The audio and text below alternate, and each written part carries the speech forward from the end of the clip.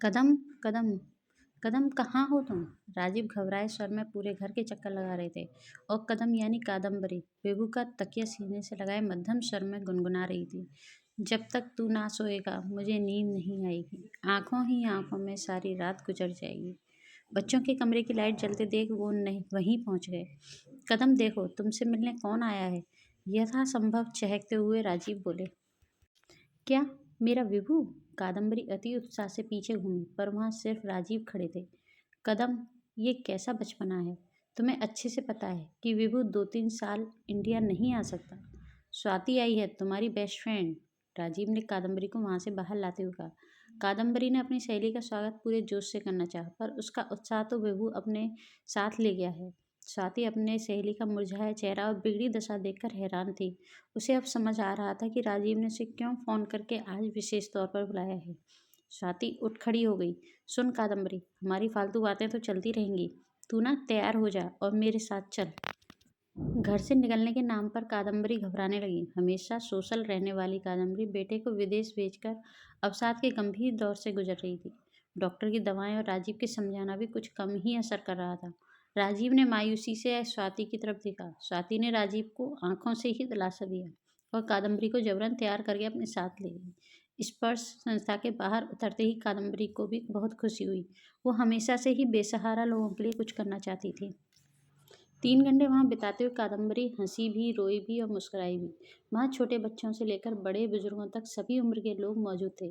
जैसे परिस्थितियों ने उन सभी को एक परिवार का रूप दे दिया था। वहाँ की फाउंडर से बात करके उसमें एक नया जोश भर गया। वो अगले दिन दोबारा आने का वायदा करके अपने घर वापस चल दी। 2024 का पहला दिन। नववर्ष का छोटा सा सेलिब्रेशन रखा गया था संस्था में। छोटे बच्चों ने कुछ रंगारंग कार्यक्रम प्रस्तुत किए और बड़े लोगों के हाथों से बनी बहुत उपयोगी चीज़ों की हैंडीक्राफ्ट एग्जीबिशन भी लगा ली थी। कादम्बरी ने अपने घर के लिए कई शोपीस और उपयोगी सामान ले डाला। कार्यक्रम के बीच जब मेहमानों से भी अपनी प्रतिभा दिखाने की विनती की गई तो अनायास ही कादम्बरी को अपने पैशन यानी गाने की याद आ गई। ए मालिक तेरे बंदे हम, ऐसे हों हमारे कर्म। कादम्बरी ने पूरा गाना आंख बंद करके गाया और जब गाना खत्म हुआ तो तालियों की गड़गड़ाहट से उसकी आंखें खुली। हर कोई उसके गायन की, उसकी आवाज़ की, उसकी सुर ताल की जमकर तारीफ कर रहा था। संस्था के फाउंडर ने उससे वहाँ संगीत सिखाने की गुजारिश की तो कादम्बरी को भी एक नई दिशा और एक नया ध्येय मिल गया। आज 5 से 6 दिन हो गए कादम्बरी को संस्था जाते हुए। राजीव उसके जोश और फुर्ती को देखकर हैरान है। वो सारा दिन यही प्लान करती है कि कल क्या सिखाना है और फिर वापस आकर वहाँ के अनुभव और किस्से राजीव को सुनाकर खुश कर देती है। अब तो विभू को भी फ़ोन पर बताने के लिए उसके पास अनगिनत किस्से और कहानियाँ होते हैं। ये नया साल उनके घर में, उनके जीवन में एक नया सवेरा लेकर आया है। आप सभी का नववर्ष भी ऐसा ही जोश और उत्साह से भरा हो। इसी कामना के साथ आपकी सखी आपसे विदा लेती है। फ्रेंड्स, हम ज़्यादातर पेरेंट्स अपनी पूरी ज़िंदगी बच्चों की परवरिश में निकाल देते हैं, लेकिन एक टाइम ऐसा आता है जब बच्चे अपना कैरियर बनाने के लिए बाहर जाते हैं तो उस समय पर हमें बहुत अकेलापन फील होता है और उसी में हम डिप्रेशन का भी शिकार हो सकते हैं। तो फ्रेंड्स, मेरा मानना ये है कि उस समय पर हमें उन सभी इच्छाओं की पूर्ति करनी चाहिए जो हमारी कहीं दब कर रह गई थी। अगर हम उनको पूरा कर लेंगे तो हमें भी एक नया उत्साह और एक नया ध्येय मिल जाएगा लाइफ को जीने के लिए। आप मेरे इस विचार से कहाँ तक सहमत हैं? अगर आपको कहानी पसंद आई हो तो लाइक शेयर ज़रूर करें। कमेंट बॉक्स में हमें ज़रूर बताएं कि आपको कहानियाँ कैसी लग रही हैं। चैनल सब्सक्राइब कर लें, बेल आइकन प्रेस कर लें जिससे कि आपको आने वाली न्यू स्टोरी का नोटिफिकेशन मिल सके। Thank you. आज सुबह ही सुबह मन खराब हो गया जब पता चला कि पंडित रामदास जी नहीं रहे। हमारी सोसाइटी के शान थे वो। 93-94 साल की उम्र में जब वो अपनी एक्टिवा पर जजमानी करने निकलते तो उनकी ठसक उनकी कलफ लगे सफ़ेद कुर्ते पर भी भारी पड़ती थी। किसी से सेवा नहीं कराई। चाय बिस्किट खाने के बाद जरा कमजोरी की शिकायत की और वहीं लुढ़क गए। मैं भी जल्दी से काम निपटाकर उनके अंतिम दर्शन के लिए पहुंच गई। बहुत भीड़ थी। हर उम्र के लोगों से घुल मिल जाना उनका स्वभाव था, तो हर तरह का आदमी उनकी अंतिम यात्रा में शामिल होने पहुंच गया था। अंदर पहुंचकर मैंने पंडित जी को प्रणाम किया और सोसाइटी की अन्य औरतों के पास जाकर बैठ गई। थोड़ी देर में ही वहाँ का माहौल गर्म होने लगा। पंडित जी की बड़ी बहन उनका विमान निकालने के सख्त खिलाफ थी। उनका मानना था कि पंडित जी ने पड़पोते का मुंह नहीं देखा है तो विमान किस बात का हुआ। वहीं उनके बेटे ने जिद पकड़ ली थी कि पंडित जी विमान में ही विदा होंगे। पंडित जी के बड़े बेटे कृपाशंकर ने बुआ को समझाना चाहा, रागिनी और आयुषी दोनों बाल बच्चे वाली हैं और पंडित जी की नातिनें भी हैं, तो उनके बच्चे पंडित जी के पड़पोते नहीं हुए क्या? बुआ ने अपना सिर पकड़ लिया। अरे नाती पोतों की औलाद से स्वर्ग नसैनी चढ़ी जाती है, ना कि लड़कियों की औलाद से। यहीं अगर गौरी शंकर का लड़का बड़ा होता और उसके बच्चे हो जाते तो भैया जी का मेहमान निकलता। कृपाशंकर तिलमिला गए। बुआ उन्हें लड़का ना होने का उल्हाना देने का एक भी मौका नहीं छोड़ती हैं। हालांकि उन्हें इसका कोई मलाल नहीं है, पर पत्नी बहुत महसूस करती है। वो कई दिन तक उदास और परेशान रहती है। आज भी बुआ ने शब्दों के बाण चला ही दिए। वो कुछ कहते उससे पहले ही गौरी शंकर ने बीच बचाव करके कृपाशंकर का पक्ष रखा। गौरी शंकर ने बुआ को समझाया, बुआ आपकी बात 16 आने सच है, पर यह भी तो सच है कि पंडित जी का जीवन एक आदर्श जीवन रहा है। उन्होंने कितनी कठिनाइयों से हम 6 भाई बहनों को पाला, पढ़ाया और इज्जतदार बनाया। आप हर बात की साक्षी रही हैं। जजमानी की सीमित आमदनी से भी हम सभी को उच्च शिक्षा दी, तभी तो चारों बहनें शिक्षिका और हम दोनों भाई डॉक्टर इंजीनियर बन सके। आज भी वो बिना किसी शारीरिक कष्ट के शांति से इतना भरा पूरा परिवार छोड़कर गए हैं। पूरा शहर उनके प्रति अपना प्यार लुटाने बाहर खड़ा है। जाति धर्म की दीवार भी पंडित जी के स्वभाव से गिर गई लगती है। तो सिर्फ इस बात पर कि पड़पोते का मुंह नहीं देख सके, उनके मान सम्मान में कोई कमी हम नहीं करेंगे। शहर के कितने बच्चे उनके नाती पोते पड़पोते और बेटी नातिन बने हुए हैं। फिर बात चौथी पीढ़ी का मुंह देखने की होनी चाहिए, फिर चाहे वो नातिन के बच्चे हों या नाती के। पंडित जी खुद ऐसे भेदभाव के खिलाफ थे। बुआ कुछ बोलने को ही थी कि उनकी बेटी लता ने उनका हाथ पकड़ लिया। अम्मा अब चुप हो जाओ, मत भूलो कि आज तुम और मैं मामा जी की वजह से ही जिंदा खड़े हैं, वरना मेरे जन्म के बाद बाबूजी ने तो हम दोनों को मार ही दिए थे। बुआ अपनी बेटी से चिपक कर रोने लगी और फिर पंडित जी पूरी आन बान शान से अपनी अंतिम यात्रा पर निकल गए।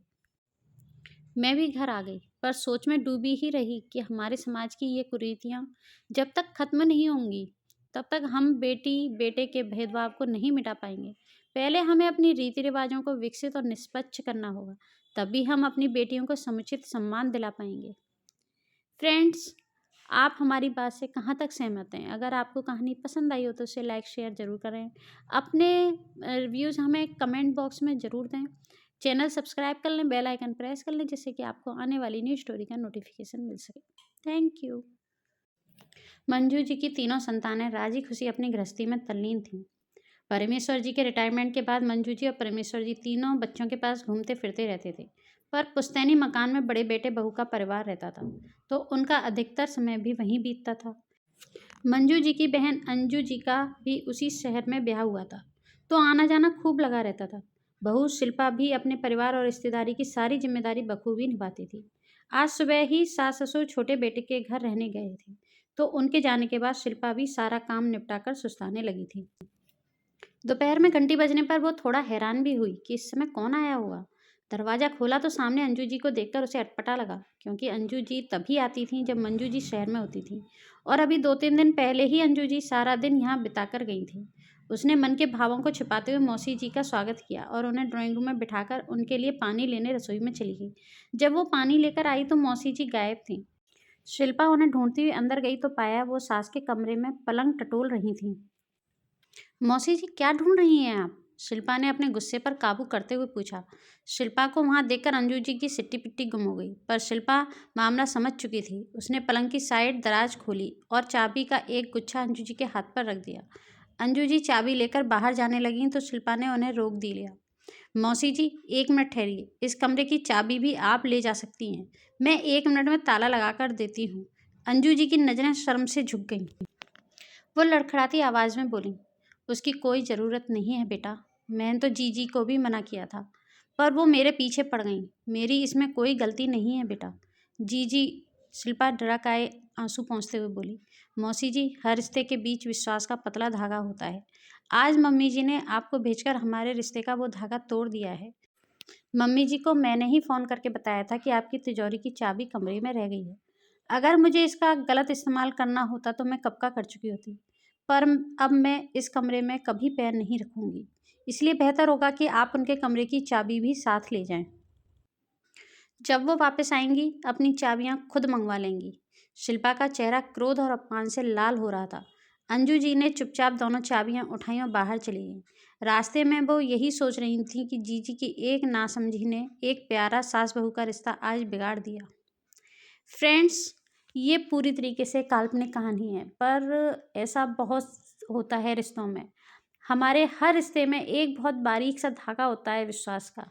अगर वो विश्वास ही खत्म हो जाए तो उस रिश्ते की कोई अहमियत नहीं बचती है। आप इस बात से कहाँ तक सहमत हैं?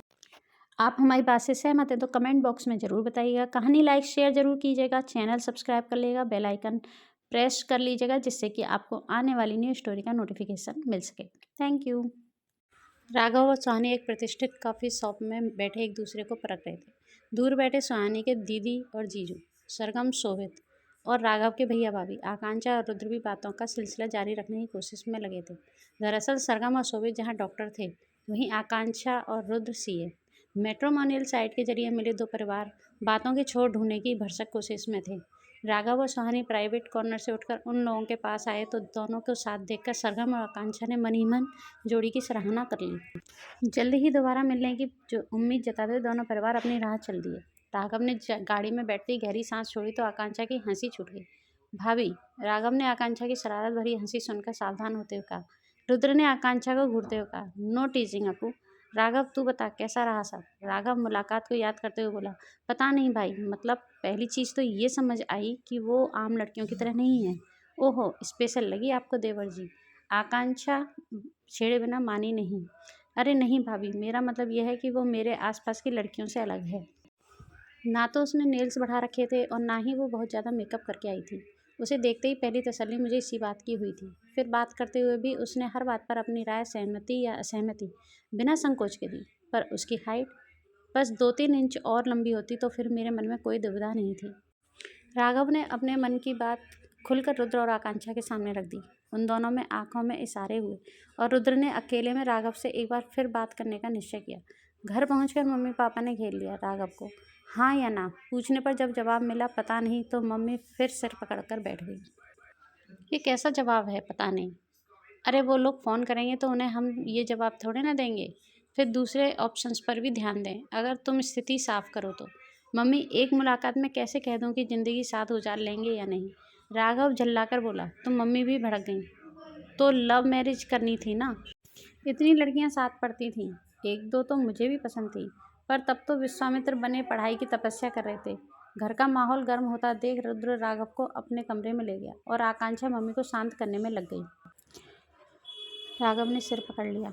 भाई, किसी और लड़की से मिलने की हालत नहीं है मेरी। सुहानी मुझे बातचीत से अच्छी लगी और संस्कारी भी, पर एकदम से हाँ नहीं कर पा रहा हूँ। हाइट उसकी काफ़ी कम है, मन में था कि कम से कम 5-4 तो हो लड़की, पर सिर्फ हाइट की वजह से और अच्छाइयों को नकारना सही भी तो नहीं। रुद्र ने कहा तो राघव भी सोच में पड़ गया।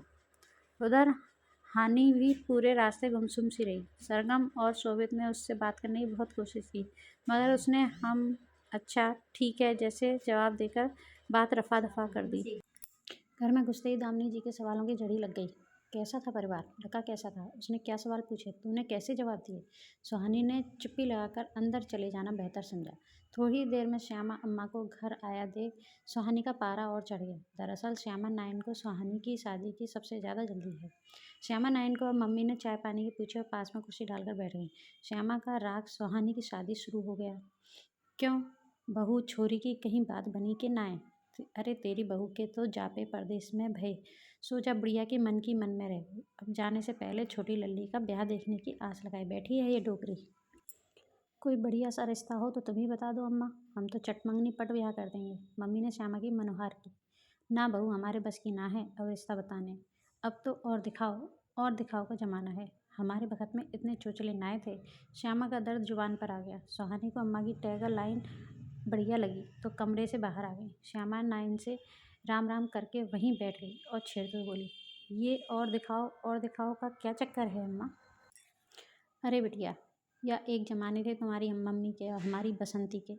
बाबा तुम्हारे दादाजी जाकर गोद डाल आए और रिश्ता ठहर गया। फिर आया सरगम वाला जमाना।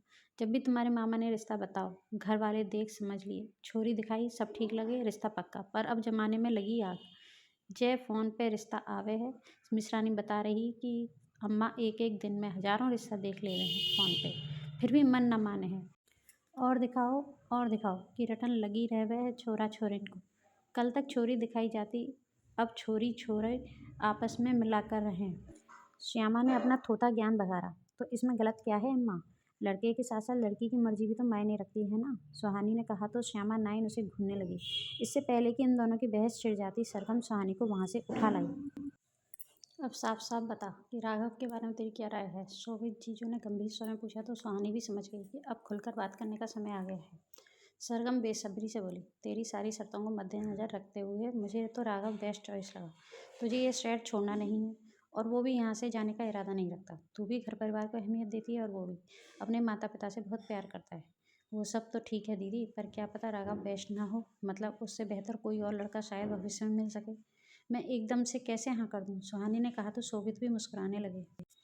एक काम करो, तुम दोनों एक बार फिर से मिल लो। जो भी कन्फ्यूजन हो मन में आपस में बात करके सुलझा लो। शोभित ने आइडिया दिया तो सुहानी फौरन तैयार हो गई। शोभित और रुद्र ने आपस में बात करके बिना बड़ों को बताए उनकी एक मीटिंग और कराई। दिन भर मन की बातें करने के बाद उन दोनों को ही एहसास हो गया कि वो एक दूसरे के साथ जीवन बिताना चाहते हैं। राघव की धड़कनें ये सोचकर ही बढ़ने लगीं कि सुहानी गले लगते में ठीक उसके दिल तक ही पहुंचेगी। गाड़ी में बैठते हुए सुहानी के गुलाबी गाल सब कुछ बयां कर रहे थे। फिर भी सरगम ने छेड़ते हुए कहा, तो क्या फैसला रहा तुम्हारा? इसी रिश्ते को लॉक करना है या फिर और दिखाओ की धुन पर ही टहलना है? सुहानी ने दीदी को आंखें दिखाईं और दीदी जीजू ठहाके लगाकर हंस पड़े। दोस्तों, यही आज का सच है। माता पिता की ओर से पूरी आज़ादी मिलने के बाद भी कई बार बच्चे जीवन के महत्वपूर्ण निर्णय लेने में संकोच कर जाते हैं। उन्हें यही लगता रहता है कि कहीं इससे बेहतर कोई और तो नहीं। ये कहानी मेरी खास रिश्तेदारी में हुई वास्तविक घटना है। ऑनलाइन शॉपिंग के दौर में बच्चे दूल्हा दुल्हन के लिए भी यही तरीका अपनाने लगे हैं।